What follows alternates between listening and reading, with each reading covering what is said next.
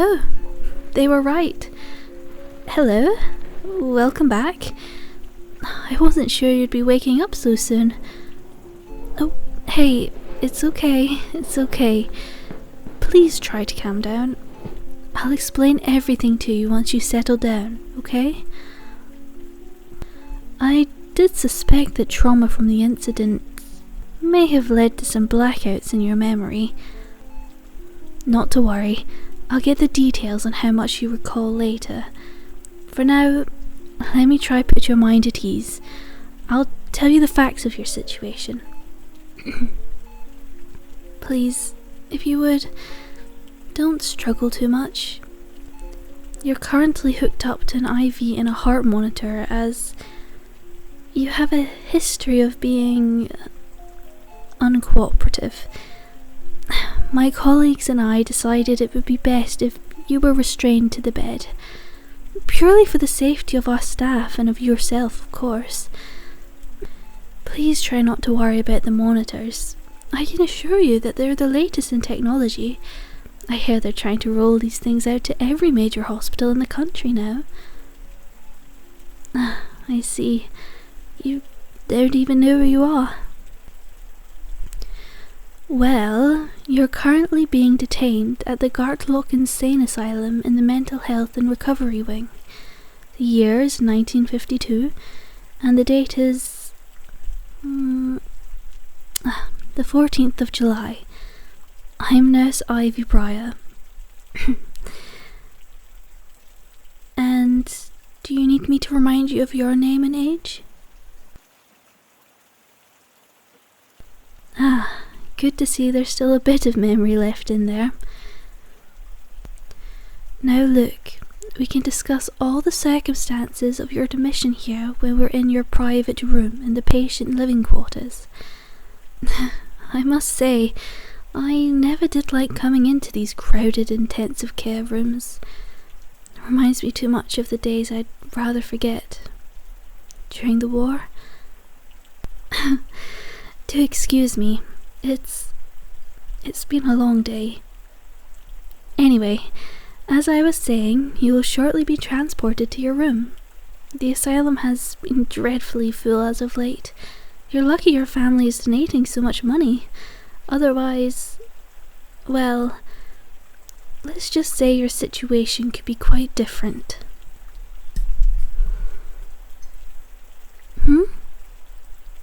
Oh, well, I'm afraid to say that you'll be staying with us for quite a while still. We're only part way through your treatment after all. Oh, come now. Have you not been paying attention? I told you, we shouldn't discuss such things here. Information is a threatening thing in a place such as this. And you, my friend, have already got quite the reputation. My apologies. It was not my intention to rile you up. One must have a laugh at a place like this. Sometimes I think perhaps I'm just as mad as anyone else in here. Coming in day and night, begging broken minds to be fixed. Michael, you've come. This is Michael, one of our new hire orderlies. We're going to undo your restraints and sit you down in a wheelchair. If you don't resist, then there shouldn't be any need to tie you down to the chair. Can I get verbal recognition that you agree to not resist our help? Delightful. Michael, if you will. How much do you think that you can move? The head doctor, Dr. Victor Bolton, wanted you to stay here in the urgent care ward for a fortnight longer, but your family insisted you be placed back in your private room. If I may say so, you're incredibly lucky to have such an interested family. Many of our residents, they just get dumped here. Poor soldiers with shell shock, women so anxious they pull their hair out all day long, just left here, dusted under the rug. Someone else's problem now. But not you. At least you'll have solace in that. Well now, I suppose I should remind you of all the ins and outs of good old Gardlock Asylum. If you'll follow me, Michael. This is the main hallway for this wing of the institution. We're currently in the west wing.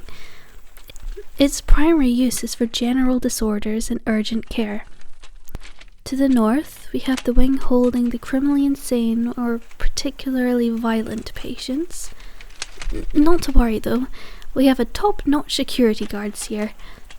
Dr. Bolton makes all who work in that wing take meticulous documentation of all the patients. Oh, well, you're not there because, well, for now, I'll just say that you're not usually as reactive as you were. It's only when particularly stimulated that you get violent. Anyway, in the East Wing is the Tuberculosis Treatment Centre. Unfortunately, I don't have much to say in regard to that. It's rather separated from what goes on over here in the asylum area. Though I barely see anyone come in or out of the place since the new medical breakthrough some years back. Between me and you, I heard that it's still being used by Mr. Bolton. God only knows what that creepy man is. Forgive me, I forgot myself. Now then, to your right, just in there, is the room in which patients have group therapy sessions. Oh, it was quite a pleasant thing. I used to host it on Mondays, and we'd all gather round and have a nice cup of tea and talk about our feelings. I always say a good cup of tea goes quite a long way for me when I get a tad upset. Well, I thought... well, I just thought it would be something nice. Well, let's just say that old Mad Molly Millard didn't seem to agree. She threw her tea at one of the nurses and scolded her badly. I feel guilty about it to this day. Nevertheless, we do get cookies now instead, and only if everyone's taking their medication. It's really nothing you should worry about. We have upped the drug prescription here considerably. Patients are a lot easier to handle now than they were 10 years ago. They have all sorts of magical chemicals. Marianne, my friend who assists the chemist, was telling me all about them. Before, I just knew them as the red pill or the big blue pill, but now I know some names. Opioids and morphine for relaxing a patient, mercury for mania, or even barbiturates. They put a patient into a soft and dreamy sleep and help drive away madness.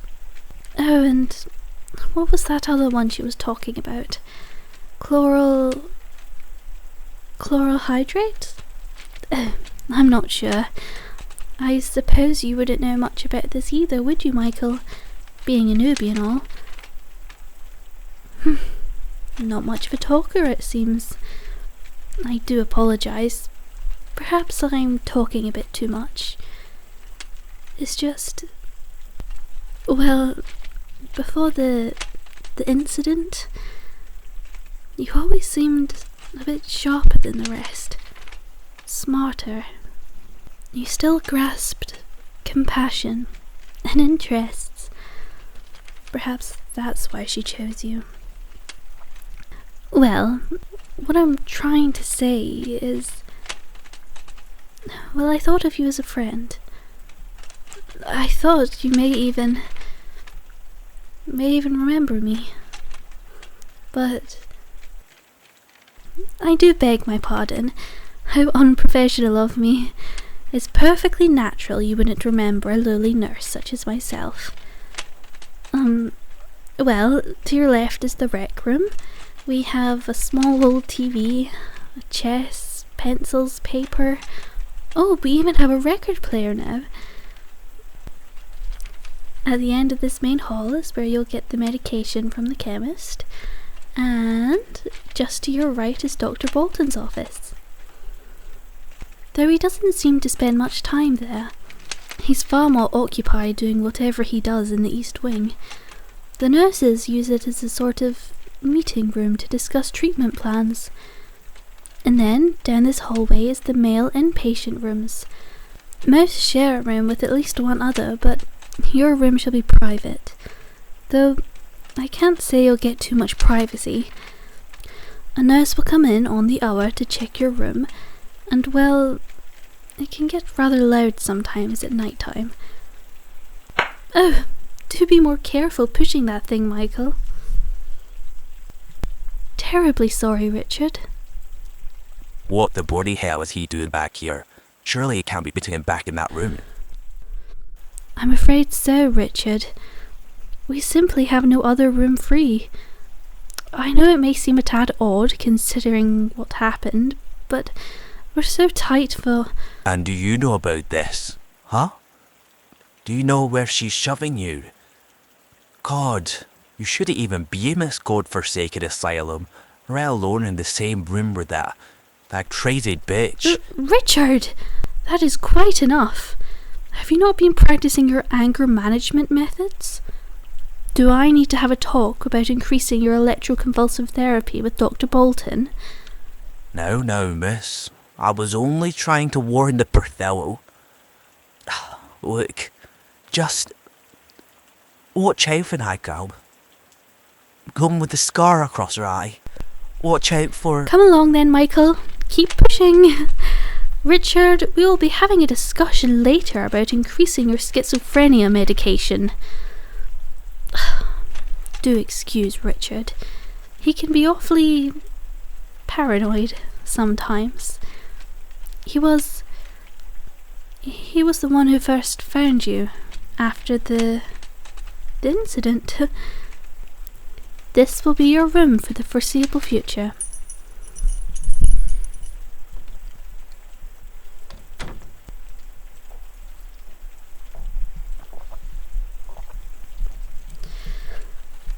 We have left your stuff in here, but unfortunately had to take out anything that could be used as a weapon, so... Well, let's just say that most of your things have been safely put in storage for now. But I'm sure if there's not another incident, then you'll... Well, I suppose you of all people should know exactly what happened. I will tell you all that our staff know under one condition. Michael, if you will, we're going to need to require that you wear this. Just for a few nights as you get readjusted. We don't know how stable you are. I'm sure you'll understand better after you've heard about the incident. So please, cooperate and let Michael put the straitjacket on you. Truly, we would not insist if it weren't for your own safety and for that of the nurses. Thank you for being so rational, sir. I see, even after all, you're still a smart man. I've always admired that about you.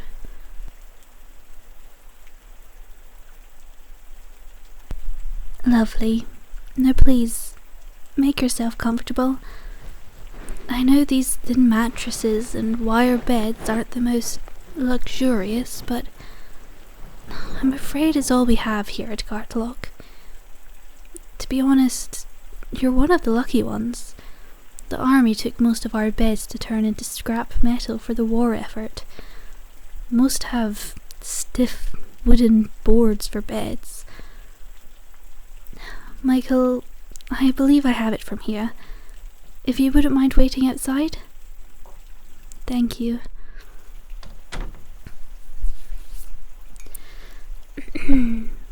Now then, I'm sure you have a lot of questions. Let me try to preemptively answer as many as I can for you. You first arrived here in winter 1950 due to severe depression and mania. I don't know too many details. You never did talk too much in conversational therapy sessions, but from what we gathered, you were a soldier during the war. The way that you got through the difficult times was by following orders. There's a note here saying that at night you would often say the same words over and over again in your sleep. I was just following orders. I was just... It feels almost cruel to remind you of all that used to haunt you. But it is protocol to give patients full honesty about their past. Well, the nurses and I came to a conclusion that your sergeant had died rather suddenly. Left without a leader, you went MIA for 3 weeks and, well, I'm afraid to say that when you came back, you weren't quite the same. You wouldn't pick up a fork if someone wouldn't ask you to. Wouldn't get out of bed if not aroused. It was as though you'd switched to autopilot. In the end, your family brought you here in hopes that we could do something for you. And so we set you up on a course of insulin shock therapy. It's quite the amazing thing. The patient is injected with a high level of insulin which induces convulsions and often leads to a coma. Once left in a coma for several hours, you are shocked back into the waking world. Over multiple doses of this treatment, the brain would rewire back to its natural and normal state. Though it sometimes can lead to amnesia. Well, you see, that explains the amnesia bit of your situation, but, well, I'm afraid to say there's still more to the story. I'm afraid to say that multiple treatments of insulin shock therapy didn't help you too much, but what did seem to help was, well, it was Catherine. You flinched just then. Do you recall her? No? Curious. It's no wonder you had such a reaction, though. Catherine, well, I don't know how you originally met, how you became friends, and then how you became terrified of her. I'm not permitted to discuss her situation with you, but for your sake, I'll say this much.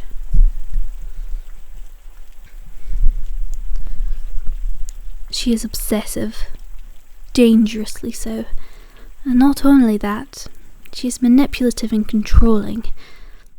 Well, I suppose what I'm saying is, it's no wonder you found each other.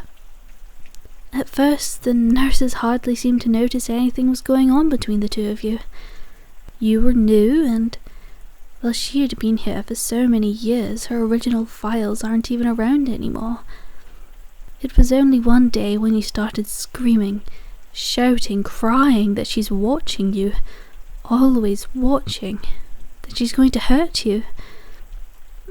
I want to make one thing very clear to you, sir. You were never in any danger. Those thoughts, they were made up. Perhaps in the beginning they could have held some truth. But after Catherine got violent with another patient, she was moved to the north wing of the asylum. You didn't see her for over a year. Yet, every night, you'd spiral, terrified that she was going to get you. She had planted a seed of paranoia in your head, and it consumed you. I was never on the night shifts then, so I can't tell you firsthand what happened on those dark nights of yours. But from what I've heard, she somehow messed with you significantly. Then came the incident. Truthfully, none of us nurses know much. Mr. Bolton personally handled the matter. All we know is what Richard has told us in confidence. But As per his display earlier, I'll go ahead and assume that he'd want you to know what he saw. I'm sorry. Please do tell me if this is all too much. Very well. I'll continue. Richard, well, he considered himself a friend of yours. You had been close before you'd met Catherine. When he heard shouting in the middle of the night, he went to see if you were okay. To see if the matter could be solved without, and I quote, those brutish orderlies or those daft drug-obsessed nurses. Well, he went in and he saw you and Catherine covered in blood. You on top of her, and, well, a sharp piece of metal sticking out of her eye. Excuse me. The odd thing is, Richard described Catherine as never looking happier, and you, perhaps not so oddly, looking, well, for lack of better words, completely bloody insane, to use his words.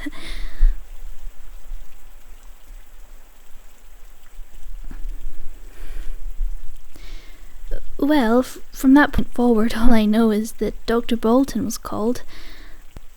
You were extremely violent and taken immediately to the treatment room, following which you fell into a coma which lasted these past 6 months. I'm sorry. I know how overwhelming this must feel for you. We were hoping, after your shock treatment, that a prolonged coma would help your mind process all of this, or at least give your brain chemistry time to correct itself, so that perhaps when you woke up you could handle this information. I think that it may be best for you to get some rest now. The last thing we want here at Gartlock is for you to relapse into paranoia. Here, if you would like, I can stay with you for a while. You know, hold your hand or talk to you for a bit. Many inmates here enjoy it when I do this. It quiets all the thoughts in their head. The head nurse always tells me off for doing it. But I'll tell you, people can be so harsh here sometimes. Of course I trust the doctors. If they say a treatment or medicine will make a patient feel better, then I'm on board to help, even if they look in so much pain. I just want to help people. I forget myself again. I do apologize. I'm here to comfort you, not the other way around. You always were such a good listener. Now please, lie back, get comfortable. I'll sit by your bed. I'll stay with you until you fall asleep. How about that? Very well. Now, what should I talk about to soothe your mind? Oh, well, I'm not too sure if telling you any more about the asylum will bring you any comfort. It's not... Well, let's just say it's not the kind of place one has pleasant dreams about. Oh? Well, okay. I suppose that wouldn't hurt. It will be a bit odd telling you about myself. Deep down inside your mind somewhere, you'll already know all these facts. But, well, I suppose we can start again. From the beginning? Well, let's see. I was the firstborn girl of my family. I had an older brother. His name was Benjamin. My family didn't stay small for very long. My mother continued to have another 6 children. Well, another 6 that survived infancy. I practically became a second mother in that house. Always fixing up scraped knees and handing tissues out to snotty noses. My mother was always either heavily pregnant or recovering from the harsh pregnancy. Now that I'm older, well, I think she never wanted so many children. She begrudgingly carried us for 9 months and wouldn't show an ounce of nurture after we were detached. I suppose it's hard to show love for her. Pregnancies, they made her so sick and depressed and tired. God, my father might have not even noticed. He wasn't at home enough to. My father was a coal miner, you see. He'd leave before the sun came up and came home long after it had set. I used to wonder to myself, how in the world did he and my mother ever find any time to be intimate? As soon as my brother had hit 16, my father took him to the mines with him. I miss my brother's company terribly. He was my best friend. The only one I felt like I could really rely on, rather than everybody else who was always relying on me. I spent all day long cleaning up and taking care of my family. I hardly had any time to go out, to learn anything. But my brother, he would always take the time to tell me what he had learned, tell me stories about his day. I was poor, overworked, relied on by everyone around me, and neglected by my parents. And yet it was the happiest time of my life. Those golden days of the past. I suppose they always shine brighter in one's memory. Then, of course, came the dark, inky smudge of war. I'm sorry. I'm not too sure this is an all too pleasant bedtime story. Instead, how about I tell you a bit about my day? Well, I woke up in the nurses' quarters. Someone had taken my clean uniform, so I had to wear a dirty one. The other nurses, they like to play jokes on me from time to time. It's quite funny if you think about it from their perspective. Well, then I did my rounds and had a chat with Mary Ann. Do you recall? The chemist assistant? Yes, she's the only one who tells me anything around here. Well, and then I got the alert that you seemed to be arousing from your coma, and I suppose you know about the rest of the day. What an exciting day it's been.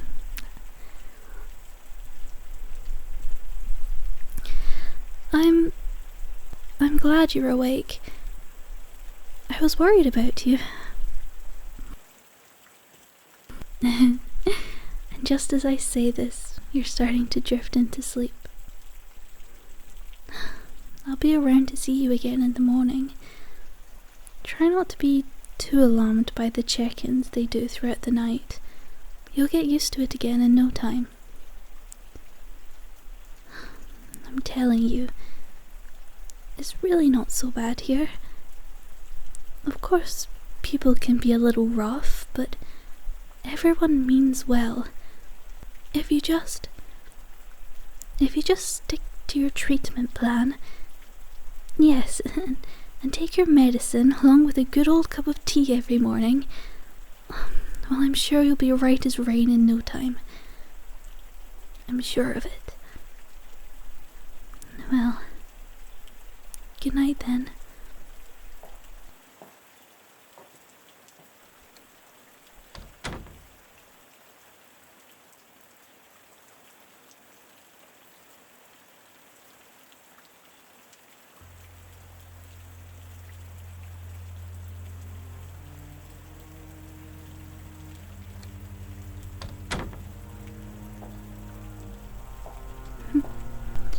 Knock, knock. Hello, darling. Hmm? No, of course not. Who the hell is Ivy? Don't tell me I leave you unwatched for one afternoon and you've already gone and fell in love with another woman. Hey now. Calm down, calm down. Don't get your restraints in a twist, my love. Sure, go on, shout as much as you want. Have you forgotten? This is a neglectful shithole of an insane asylum in the middle of the night. Half the damn population of the place is screaming, help! Help! Help! Oh, how I've missed you, my love. Let me get a closer look at you. I'm afraid my eyesight hasn't been as good since they got me wearing this goddamn eye patch. Aww,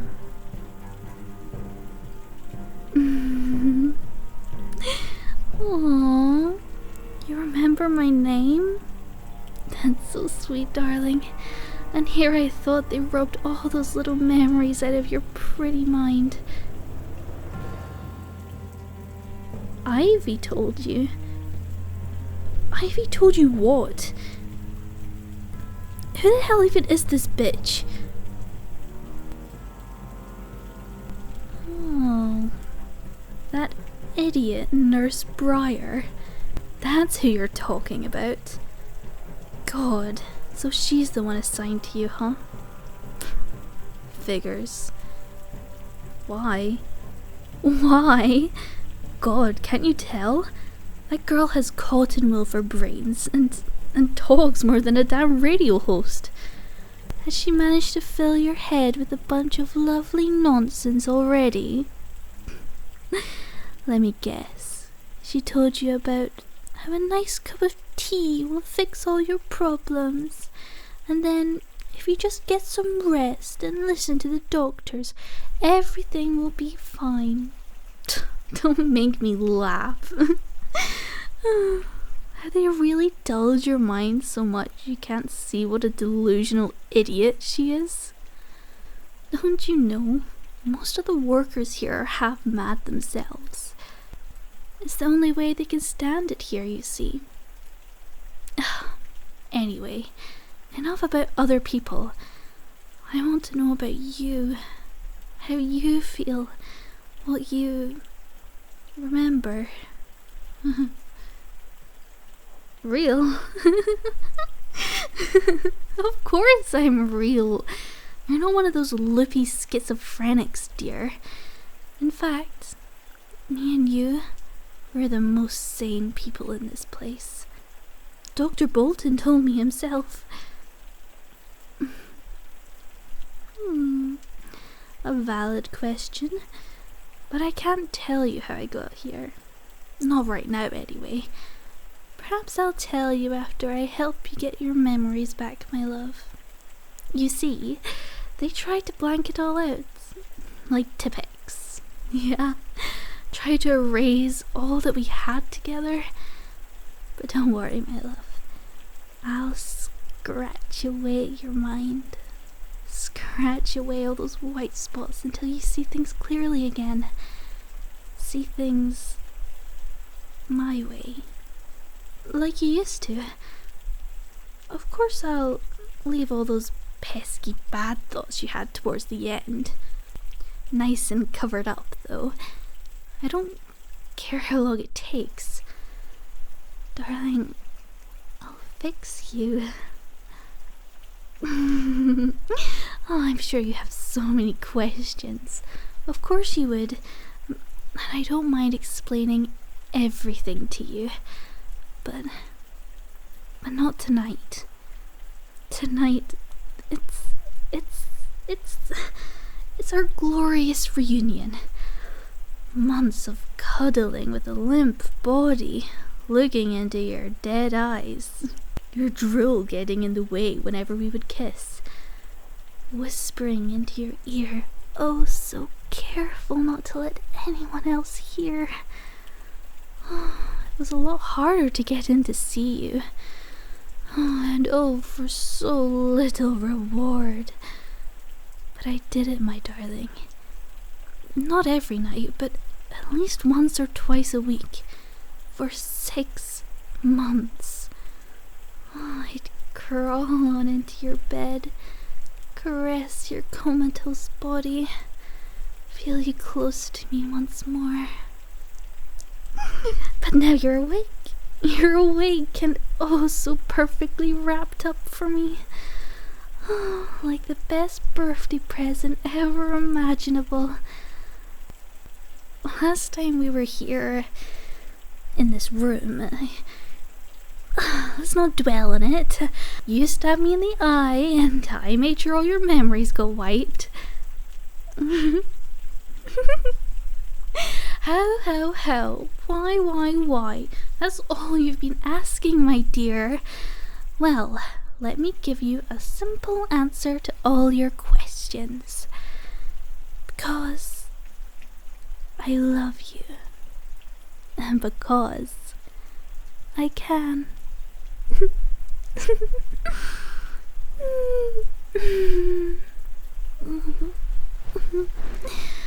Oh, it feels nice to be cuddling up to you again. Wiggle around all you like. I'm just happy you can move around again. Darling, can't you see? I had to break you down so that I could build you up again. Before you lost your connection to me. You forgot our mission. God, I tried everything. I tried getting you this nice room, gifting you anything that you'd want, making sure you had the best possible care. And yet you just sit there, slumped over, looking out a window, as if I didn't even exist to you anymore, as if our plan meant nothing to you.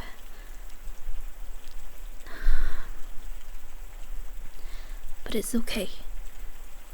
We can start again. We can start again. And we will start again. As many times as it takes, my dear. I can see it's already working. The way you're struggling against my embrace. The confusion in your eyes. The determination. I can see it in you again. The need to understand. You know it really does turn me on when you get like this, sweetie.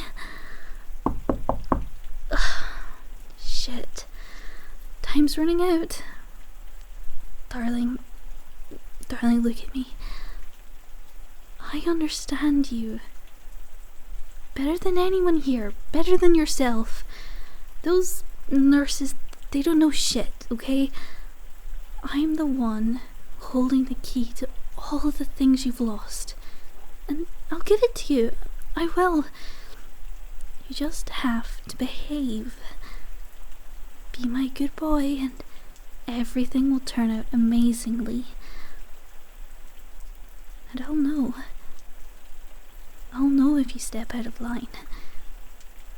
I'll know what questions you ask, who you talk to, where you are, what your mood is, what you eat. I'll know everything. I'll be watching. I'll always be there in your mind, even if you try to push me out, even if you try to forget. Your heart remembers. It remembers that primal fear we felt on that night together. This place, it has many layers, you know. And let me tell you one thing. Me? I'm right at the top.